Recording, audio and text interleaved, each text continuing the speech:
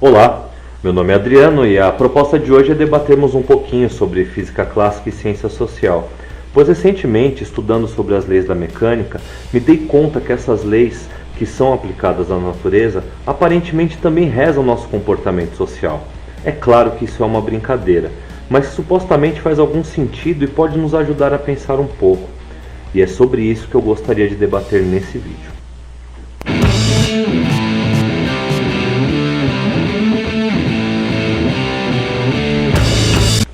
Desde o início da consciência humana, o homem tenta compreender as forças que o cercam e que são responsáveis pelos fenômenos naturais.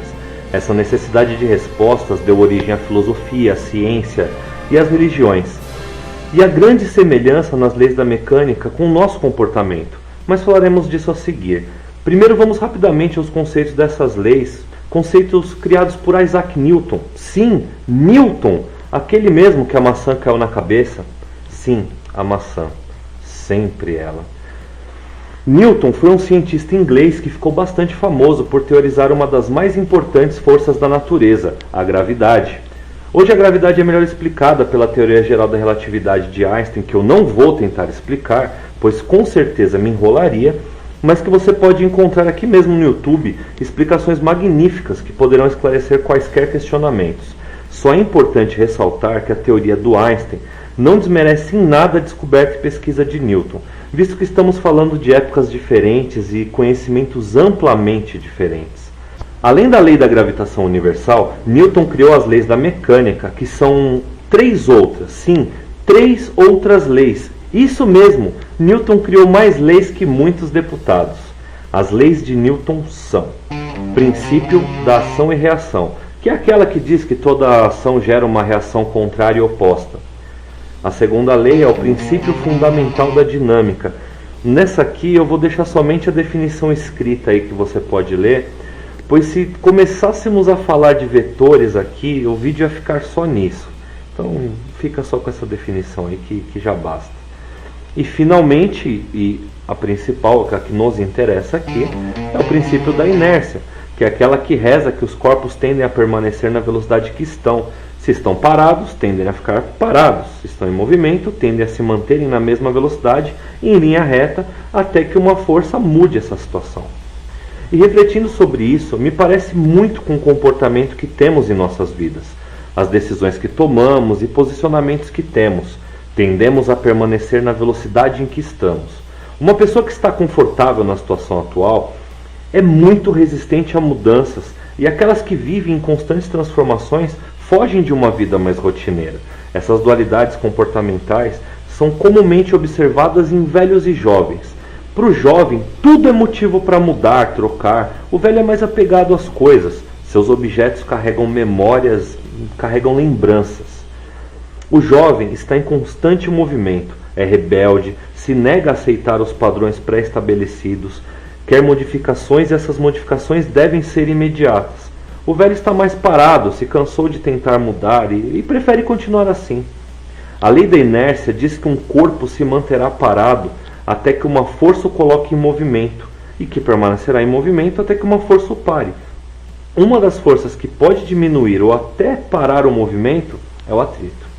Quanto mais lisa uma superfície, menos atrito é gerado, e quanto mais áspera ou irregular uma superfície, maior é o atrito. Seria o tempo, a idade, nossas rugas causadoras de atrito?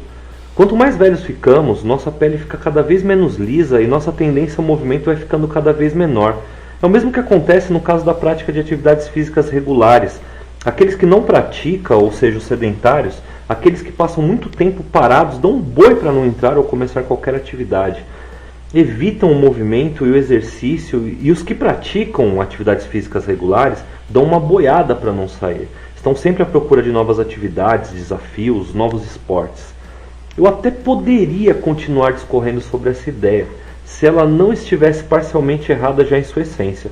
Não é a idade que nos torna velhos. Eu vi uma palestra uma vez do Mário Sérgio Cortella, onde ele mostra de forma genial que essa ideia é absurda, pois não nascemos prontos. Segundo ele, um fogão, uma geladeira ficam velhos, pois nascem prontos e vão se gastando com o passar do tempo. Nós, ao contrário, nascemos incompletos e vamos nos formando dia a dia. E com isso, você, hoje, é a edição mais moderna e melhorada de si mesmo. Mas quando é que ficamos velhos então?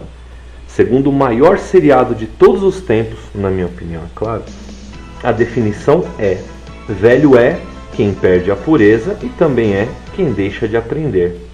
Então, se a idade não tem relação direta com ser velho ou jovem, é possível ficar velho com poucos anos ou permanecer jovem com muita idade?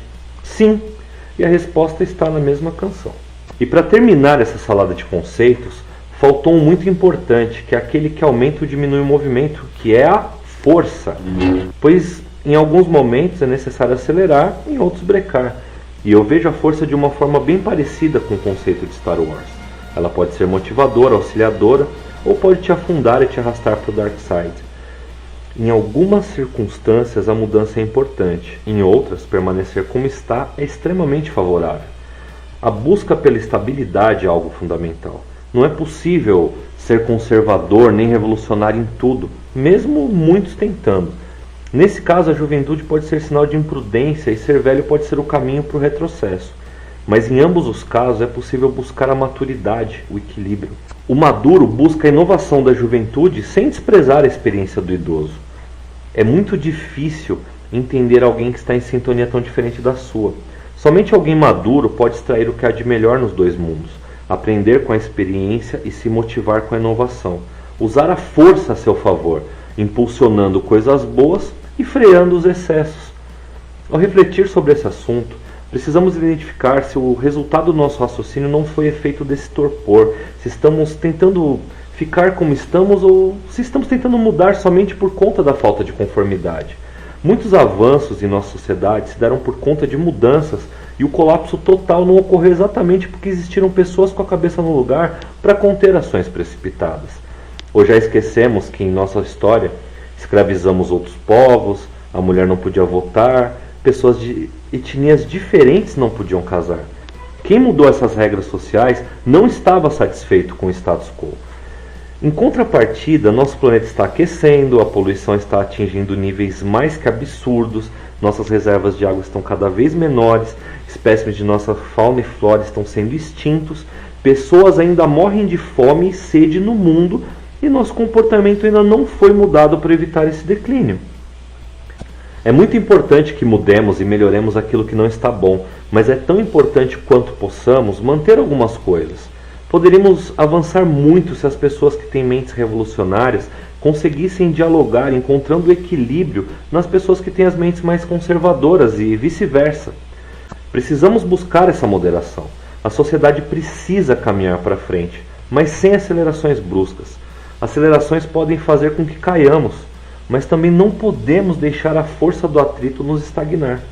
Ao pensar sobre qualquer coisa, é necessário entender o quanto estamos sendo influenciados por essa inércia. Se precisamos usar a força para mover ou segurar, se precisamos acelerar ou frear, se o meu interesse nesse assunto é somente para o meu benefício ou se eu estou pensando em mais alguém, no coletivo.